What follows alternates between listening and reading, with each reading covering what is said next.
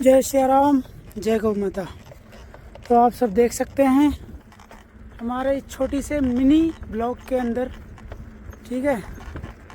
अभी हमें 6 किलोमीटर चलना है। यहाँ पे हमें रुकना है जिस माता के दर्शन करने के लिए हम आए हैं। तो ये देख सकते 2 किलोमीटर मोड़ बचा हुआ है और ये पूरा रेतीली है और लाल पत्थर है इसके नीचे। और मैं चल रहा हूँ तो भाई साहब 55 से 60 किलोमीटर बैठे बैठे कूल्हे दर्द करने लग गए पूरा। तो देख सकते हो, ठीक है। साइकिल चला चला के हालत हो गई है ख़राब।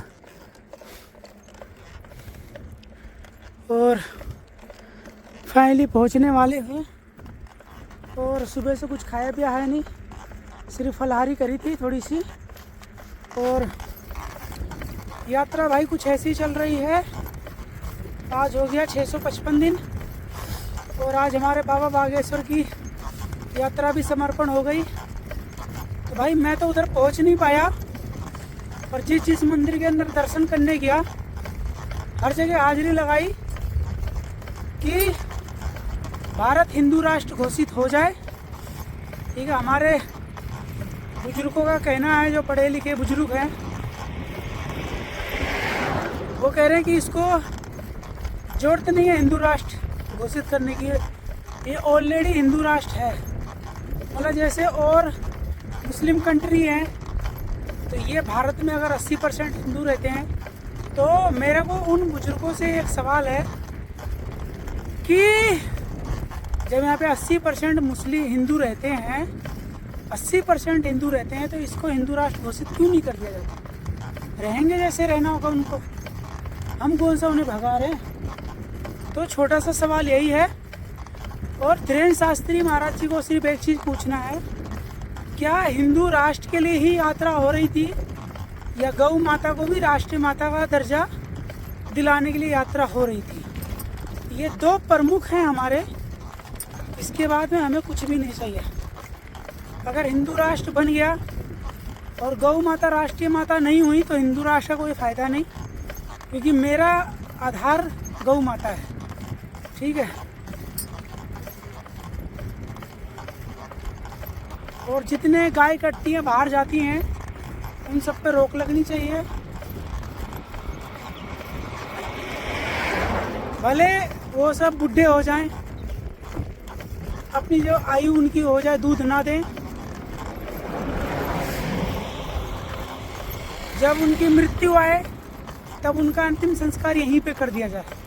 उनको काट पीट के बाहर नहीं भेजा जाए कि दूध नहीं दे रही है, बुढ़ी हो गई, तो काट पीट के बाहर भेज दो। तो भाई तुम्हारी माँ भी बुढ़ी हो जाती है, उसको भी काट पीट के बाहर भेज दो पैसे के लिए। तो मेरा सिर्फ यही है कि दोनों साथ साथ होना चाहिए। पहले गौ माता राष्ट्रीय माता घोषित हो, राज्य माता नहीं। राज्य माता तो सिर्फ राज्य के लिए हुई। जैसे मैं राजस्थान के अंदर चल रहा हूँ तो यहाँ पे राज्य माता घोषित हो गई, पर राष्ट्र माता जब घोषित होगी तो पूरे राष्ट्र के लिए होगी, यानी पूरे भारतवर्ष के लिए। तो एक मेरा ये छोटा सा प्रस्ताव है, समझ में आए तो बताना। और जब काशी आएंगे तो काशी के बाद मिलने आएंगे हम धीरेन्द्र शास्त्री महाराज जी से दोबारा एक बार और। बाकी जैसे भगवान राम की इच्छा, यात्रा में तो शामिल नहीं हो पाएगी क्योंकि इतनी बड़ी यात्रा मैं खुद ही कर रहा हूँ। 35 से 36 हज़ार किलोमीटर साइकिल चला चुके हैं अभी तक। और 20वां स्टेट मेरा चल रहा राजस्थान। ये तो तन्नोड़ माता की 7 बहनें हैं, मेन हिंगलाज माता हैं, और हिंगलाज माता की पुत्री हैं, 7 पुत्री हैं। तो इनको माता का दर्जा मिला है और ये पूजी जाती हैं अपने इंडिया के अंदर, क्योंकि जो हिंगलाज माता तो पाकिस्तान में एंट्री नहीं है। पर एक क्रम का लेखा जोखा है, तो मैं वही 7 बहनों के दर्शन कर रहा हूँ। दूसरी के लिए जा रहा हूँ, तीसरे के लिए कल जाऊँगा और चौथी के लिए परसों जाऊँगा, ठीक है। तो यात्रा ऐसे ऐसे चल रही है और ज़्यादा ब्लॉग बड़ी नहीं है, 5 से 6 मिनट की होएगी। तो इसमें गौ माता के लिए और राष्ट्र के लिए बात है कि दोनों को ही एक साथ ही राष्ट्र घोषित किया जाए। भारत हिंदू राष्ट्र बने, एक साथ घोषित हो। गौ माता को भी राष्ट्रीय माता का दर्जा मिले, एक साथ हो। गाय कटती है जगह जगह, वो फैक्ट्री बंद होनी चाहिए। एक्यूरेट, एक भी गाय कट के बाहर नहीं जानी चाहिए, एक भी। कहते हैं कि नंबर 1 पे है गाय की मीट सप्लाई करने में इंडिया। ठीक है, तो ये कहाँ से है भाई, मुझे तो समझ में नहीं आता।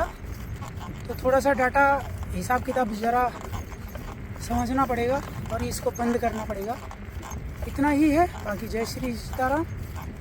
और मंदिर पहुंच रहे हैं धीरे धीरे, 6:15 हो गए हैं, तो देख सकते हो।